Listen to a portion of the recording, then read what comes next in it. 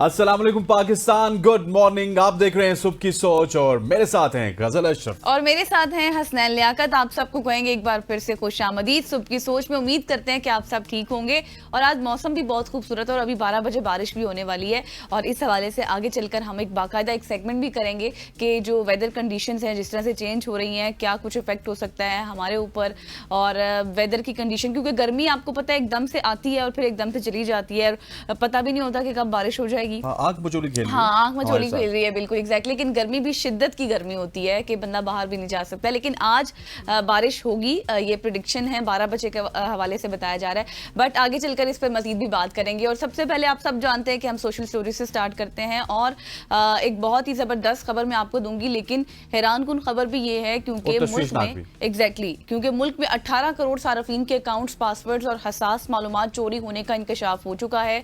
National computer emergency response team ने ये advisory जारी की है कि आलमी डेटा लीक में गूगल हो गया, फेसबुक हो गया या फिर एप्पल समेत बड़ी जो कंपनियां हैं सार्फिन उसके मुतासिर हो रहे हैं। और इसी तरह इंस्टाग्राम, स्नैपचैट और दीगर जितने भी पोर्टल्स हैं, आप सब जानते हैं, फेसबुक हो गया, जितने भी सोशल मीडिया प्लेटफॉर्म्स हम यूज़ करते हैं, वहाँ की मालूमात, आपकी पर्सनल इंफॉर्मेशन जो है वो चोरी की जा रही है। और इन्फो स्टीलर मेलवेयर से सार्फिन के अकाउंट्स की मालूमात चोरी की जा रही हैं। और ये जो सॉफ्टवेयर है जिसमें आपकी फाइनेंशियल इंफॉर्मेशन होती है, इसके साथ आपकी पर्सनल इंफॉर्मेशन होती है या फिर जो सेंसिटिव इंफॉर्मेशन होती है वो होती है। और इसके ज़रिए, इस सॉफ्टवेयर के ज़रिए आपके तमाम तर जो डाटा है वो लीक हो सकता है। और इस हवाले से जो आपको ये हम बता रहे हैं और टाइमली बता रहे हैं कि जितने भी आपके अकाउंट्स के पासवर्ड हैं उनको जल्दी से चेंज कर लें, क्योंकि पाकिस्तानी सार्फिन को पासवर्ड्स अब चेंज करने का मशवरा दिया जा रहा है। एग्जैक्टली। और पासवर्ड कभी भी ईमेल या गैर महफूज फाइल में ना रखें और सिक्योरिटी सॉफ्टवेयर और एंटी वायरस अपडेट रखें। गैर मामूली लॉग इन की सरगर्मियों पर भी नजर रखें, क्योंकि समटाइम्स ऐसे होता है ना कि आप किसी भी सिस्टम पर अपने अकाउंट्स को लॉग इन कर लेते हैं लेकिन बाद में आप उसको लॉग आउट करना भूल जाते हैं। तो ये प्रैक्टिस आपने नहीं करनी, इससे इज्तनाब करें। और हमारे यहाँ सबसे बड़ी सितम ज़रीफ़ी गजल ये भी है कि बहुत सारे लोग जिन्होंने फेसबुक अकाउंट बनाया होता है या फिर इंस्टाग्राम या ट्विटर की बात करें, उसका पासवर्ड ही उनको मालूम नहीं होता। आप एक दफ़ा जब बनाते हैं तो आप कम से कम अगर अपने मोबाइल के नोट्स में नहीं तो अपनी कॉपी पे कहीं लिख के वो पासवर्ड याद ज़रूर कीजिएगा। और उसके साथ साथ उसका जो गूगल ऑथेंटिकेटर है उसको आप ऑन कर लें कि जो ही आप अगर पासवर्ड लगाएंगे तो उसके बाद ऑथेंटिकेटर में हर 1 मिनट के बाद वो 6 इंचू वाला कोड आपका तब्दील हो जाता है। और अच्छा, वैसे मैं आपको बताऊं कि जिन लोगों के पास आईफोन्स है ना, उसमें एक ये भी है कि आपके पासवर्ड्स जो हैं उनकी अलग से एक ऐप बनी हुई है, तो खुद ब खुद ही वो पासवर्ड्स आपके जो भी आप चेंज करते हैं। मेरा भी ये मसला है कि मुझे भी याद नहीं रहते पासवर्ड्स, लेकिन जब भी मैं किसी ऐप का पासवर्ड चेंज करती हूँ तो मेरे पास ऑटोमेटिकली सेव हो जाता है। वाह, ठीक है जी, ये मुझे तो भी नहीं आपके पता पास भी होता होगा, ये मुझे भी नहीं पता लेकिन मैं आपको बता रही मुझे हूँ। बता देना। हाँ, ठीक है, मैं आज आपको प्रोग्राम के दौरान ये ऐप मुझे आपको सेंड करनी है ताकि मेरे पासवर्ड मेरे पास सेव रहे। बिल्कुल, जिनके पास आईफोन है उनके लिए तो थोड़ी सी आसानी होगी, लेकिन जो एंड्रॉइड यूज करते अच्छा, हैं। मुझे नहीं पता था, मेरे पास भी यही फोन है, लेकिन मुझे गजल बताइए। हाँ, मैं आपको बताऊंगी। लेकिन जिनके पास एंड्रॉइड फोन है वो थोड़ा सा ख्याल रखें कि अपने पासवर्ड्स को याद रखें, कहीं पे लिख लें।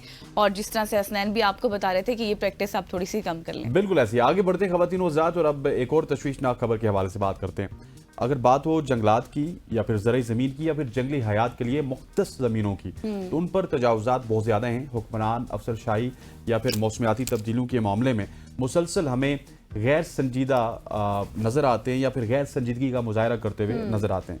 कुदरती आफात का महकमा हो या फिर वफाकी और सूबाई हुकूमतें इस मसले को हमेशा ही नज़रअंदाज करती हैं। सुप्रीम कोर्ट के अहकामात के बावजूद मार्गला हिल्स नेशनल पार्क में 137 होटल्स, रेस्टोरेंट और इमारतों की तामीर का इंकशाफ सामने आया है। मार्गला हिल्स नेशनल पार्क में 26 रेस्टोरेंट हैं और 22 टक शॉप्स हैं, जबकि शकरपड़िया के इलाके में 9 रेस्टोरेंट्स और 4 क्लब, 8 होटल्स और 55 हुकूमती इमारतों के अलावा 10 मजहबी और 3 मार्किया भी मौजूद हैं जहां पे शादियां होती हैं। इन तमाम तामीरात की इजाज़त CDA नहीं दे रखी है, लेकिन कौमी असम्बली की कायमा कमेटी बराए मौसमियाती तब्दीली के इजलास में ये इंकशाफ सुप्रीम कोर्ट के अहकामात के बाद सामने आया कि जिनके तहत अदालत ने मार्गला हिल्स नेशनल पार्क में होटल्स, रेस्टोरेंट्स और दीगर तामीरात को गैर कानूनी तजावुजात करार देते हुए ख़त्म करने का हुक्म दिया था। जून 2024 में अपने हुक्मनामे में सुप्रीम कोर्ट ने पिछले साल 11 सितंबर तक इलाके में मौजूद रेस्टोरेंट्स, क्लब और दीगर तामीरात को खत्म करने का हुक्म दिया था। अनफॉर्चुनेटली मुनाल तो खत्म हो गया, लेकिन बाकी तमाम तर रेस्टोरेंट्स वहीं पे मौजूद हैं जो कि इस्लामाबाद की खूबसूरती को सत्यानाश कर रहे हैं। एग्जैक्टली और मुनाल भी आपको पता है इसी फैसले के बाद खत्म हुआ था और मुनाल के इर्द गिर्द जितने भी बड़े रेस्टोरेंट्स थे वो तमाम तर खत्म हुए थे, लेकिन जैसे आपने बताया एक तादाद 22 तक शॉप्स बताई हैं उसकी, और जो रेस्टोरेंट्स बताए हैं उनको भी खत्म होना चाहिए, क्योंकि जाहिर है इसके हवाले से आपको आवाज उठानी पड़ेगी। बिल्कुल, मैं उठा रही हूँ आवाज क्योंकि वाइल्ड लाइफ को मुतासिर कर रहे हैं। खैर देखते हैं कि अब इसके ऊपर कितना एक्शन होता है और क्या फैसला आता है। आगे बढ़ते हैं और आपको पता है कि अब ईद उल अजहा में कुछ ही दिन बाकी रह गए हैं और तमाम जो छोटे बड़े शहर हैं वहाँ पर कुर्बानी के जानवरों की खरीदो फरोख्त का अमल भी तेज हो चुका है, मंडियां भी लग चुकी हैं और कई मकामात पर आपको पता है कि बड़ी मंडियां हैं, कहीं पर छोटी मंडियां लगी हुई हैं। तो इस हवाले से ना जानवर भी बड़े तगड़े इस वक्त मार्केट में आ रहे हैं। आपको पता होगा कि जब हमने पाक फजाइया की जो भारत के खिलाफ जीत थी, जिस तरह हमारा जो तैयारा था GF-17 थंडर, जिस तरह से दुश्मन की धाक उसने बिठाई, तैयारों को तबाह किया, उनके बेसिस को तबाह किया, उसके बाद पाकिस्तानी तैयारे के जिस तरह से चर्चे हुए, ऐसे ही हैदराबाद की मैं आपको स्टोरी बताऊंगी जहां पर 40 मन वजनी बैल के चर्चे इस वक्त गर्दिश कर रहे हैं। इस वक्त आप स्क्रीन पर भी देख सकते हैं। एग्जैक्टली मैं बताती हूँ, उसका नाम भी GF-17 थंडर ही है। और हैरत अंगेज खबर है ये हैदराबाद से, जहां पर लियाकत कॉलोनी में एक 40 मन वजनी बैल है जो GF-17 थंडर के नाम से इस वक्त फेमस हो चुका है। और मवेशी के जो ताजिर हैं शाहरुख, उन्होंने ये फरोख्त के लिए पेश कर दिया और इस बैल की कीमत कितनी है वो आप सुनकर हैरान हो जाएंगे, 50 लाख रुपए। 50 लाख का ये बैल है और हैरत अंगेज तौर पर ये सौदा भी तय हो चुका है। जिस इंसान ने लिया है उसने भी बड़ा ज़ाहिर देखकर लिया होगा। 50 लाख इसकी कीमत है और बैल की जो रुखसती है उसके मौका पर क्या हुआ कि शाहरुख ने एक पंडाल भी सजाया जहां पर खरीदार और उनके हमरा जितने भी आने वाले लोग थे उनकी खूब खातिर तवाज़ो भी की और मेहमानों और मेज़बानों ने एक दूसरे को नोटों और फूलों के हार पहनाए। और ज़ाहिर फिर ये आपको पता है कि ये एक सकाफत का हिस्सा भी है और फिर साथ सकाफती अजरक भी पेश की गई है। बिल्कुल ऐसे ही ख़वातीन हज़रत गजल ने ये स्टोरी शेयर की। इनके शेयर करने का मकसद ये है कि अगर आपके पास 20, 25 या 30 मन बैल है तो उसका नाम आप अब F-16 भी रख सकते हैं, J-10 भी रख सकते हैं, होरी भी रख सकते हैं, हदफ भी रख सकते हैं। जो मशीनरी यूज हुई है इंडिया के खिलाफ वो तमाम तर आप उसके नाम रख सकते हैं और उसका फायदा ये होगा कि आपका सौदा बहुत जल्दी से हो जाएगा और आप सोशल मीडिया पे वायरल हो सकते हैं। ख़वातीन हज़रत आगे बढ़ते हैं। वैसे तो आपने सुना होगा कि शादी में बिन बुलाए मेहमान काफी ज्यादा आ जाते हैं, पर वो क्या कहते होते हैं, पराई शादी में अब्दुल्ला दीवाना, इस तरह के किस्से आप सुनते रहते हैं। लेकिन मगर मैं अगर आज की बात करूं तो हम आपको एक ऐसा अनोखा वाकया सुनाने वाले हैं कि शादी में एक बहुत ही अनोखा मेहमान आया। ये वाकया है नेपाल के एक शहर चैतवान का, जहां पे एक शादी के दौरान एक गेंडा चलता हुआ शादी की तकरीब में दाखिल हुआ। गेंडा मतलब एक सरप्राइज विजिट किया उसने। आउटस्टैंडिंग के गेंडा जी शादी में शिरकत कर रहे हैं। वो देखिए गेंडा इस वक्त दाखिल हो रहे हैं और बाकायदा जैसा मेहमान दाखिल होते हैं इस तरह से वो दाखिल हो रहे हैं, लोगों को हैरान कर दिया। एग्जैक्टली। और वीडियो में आप देख सकते हैं कि लोग इसको देखकर हैरान भी हुए और एक लम्हे के लिए परेशान भी हुए कि अब इसके साथ करना क्या है। और सोशल मीडिया पे इस वीडियो ने धूम मचा रखी है। और इस तरह की एक्टिविटीज जब भी हो जाती हैं, जब बिन बुलाए मेहमान गेंडा जी शादी में आ जाते हैं तो डेफिनेटली वो फिर नेपाल की खबर नहीं रहती, वो पूरी दुनिया की खबर बन जाती है और पूरी दुनिया में वो वायरल होती है। हाँ बिल्कुल ऐसे ही है। और जिस तरह से ये अंदर जा रहे हैं, आराम से जा रहे हैं और सुकून से जा रहे हैं, ना कोई डर ना कोई खतरा, लेकिन लोगों को परेशान जरूर कर दिया। लेकिन अब की जो इनकी अपीयरेंस थी वो जाहिर है कि एक ना भूलने वाली है। आगे बढ़ते हैं और आपको बताते हैं कि जिस तरह से हम पहले डिस्कशन कर रहे थे गर्मी के हवाले से कि गर्मी बहुत ज़्यादा हो चुकी है, स्टार्ट में मैंने बात की थी।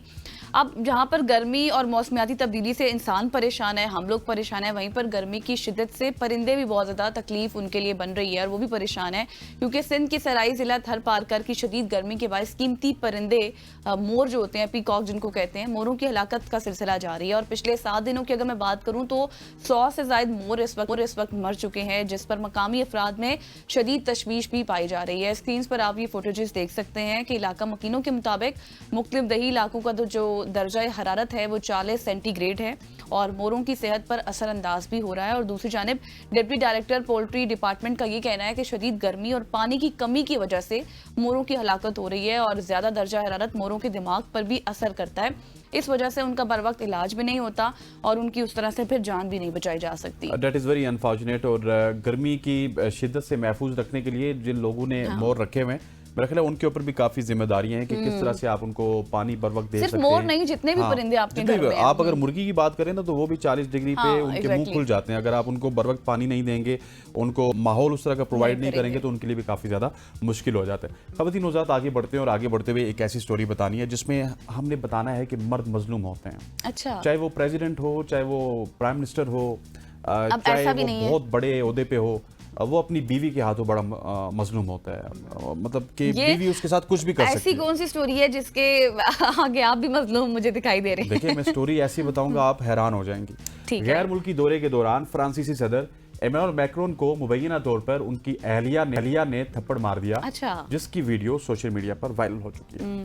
सदर मैक्रोन वियतनाम के दौरे पर मौजूद थे। रिपोर्ट के मुताबिक फ्रांसीसी सदर जब वियतनाम पहुंचे और वो जहाज से उतरने लगे तो इसी दौरान मैक्रोन की अहलिया की जानिब से उन्हें थप्पड़ मारा गया और ये लम्हा कैमरे में रिकॉर्ड हो गया। मीडिया रिपोर्ट के मुताबिक फ्रांसीसी हुक्काम ने पहले वाकये की तरदीद की, लेकिन फिर इसे मजाक में की गई हरकत करार दिया और सदारती महल ने इब्तदाई तौर पर इस मामले की सामने आने वाली वीडियो की असली होने की तरदीद की, लेकिन बाद में तस्दीक की कि वो हकीकी है और ये मियाँ बीवी के दरमियान किसी मामूली बात पर बहस व तकरार थी। लेकिन ये दोनों के दरमियान कुर्बत का लम्हा है। ये फ्रांसीसी सदारती महल से खबर आई है। लेकिन ये अच्छा, आप देखिए, पहले मजलूम की बात कर रहे थे, अभी आपने खुद कह दिया ना कि उन दोनों में ये कुर्बत का ये लम्हा तो भी था। ये फ्रांसीसी सदारती महल ने कहा है। मैं अपने मौकफ पे कायम हूं कि चाहे आप मुल्क के सबसे बड़े ओहदे पे हो ना, तो आपको खवातीन की तरफ से अपनी जो बेगम होती है उसकी तरफ से आपको ज्यादती का निशाना बनाया जा हो सकता है। सकता है छोटी हम मोटी कोई मजलूम बात हैं। हुई हो, ऐसे ही थप्पड़ लग गया हो, इतनी भी कोई बात नहीं है, लेकिन सोशल मीडिया पर ये इसे धूम यही मचाएगी। कुर्बत अगर मर्द दिखा देता ना, अगर वो बहुत फ्रांसीसी ज़ाहिर सदर है, उसको उसको थप्पड़ मार देता तनकीद का निशाना तो बनाया जाता। आपने सारी खवातीन ने इकट्ठे होकर पूरी दुनिया में बिल्कुल। फ्रांसीसी सदर को आपने तहस नहस कर देना था और उसमें वुमेन एलिमेंट शामिल हो जाता, खवातीन की तहरीक शामिल हो जाती। लेकिन ये हुकूक आ मर्द ही जाते। मजलूम है, ये मर्द ही मजलूम है कि जो कोई बात नहीं करता और उसको कहता है ये हंसी मजाक का लम्हा था, ये कुर्बत का लम्हा था। मैं इस टाइम आपकी कैफियत को समझ सकती हूँ, लेकिन ये जो स्टोरी आपने बताई है ना, इससे आगे इसके सामने आप इतने मजलूम नहीं हैं। वो बस ऐसे मामूली सी तकरार होगी। मैं अपने मौकिफ पर अभी भी कायम हूँ और आप भी अपने अगर मौकिफ पर कायम रहना चाहते हैं तो रह सकते हैं। खवातीन हज़रात, यहाँ पे हमारी शॉर्ट स्टोरीज का वक्त खत्म हुआ चाहता है और वक्त एक शॉर्ट सी कमर्शियल ब्रेक का। ब्रेक लेते हैं, वापस आते हैं। Stay with us.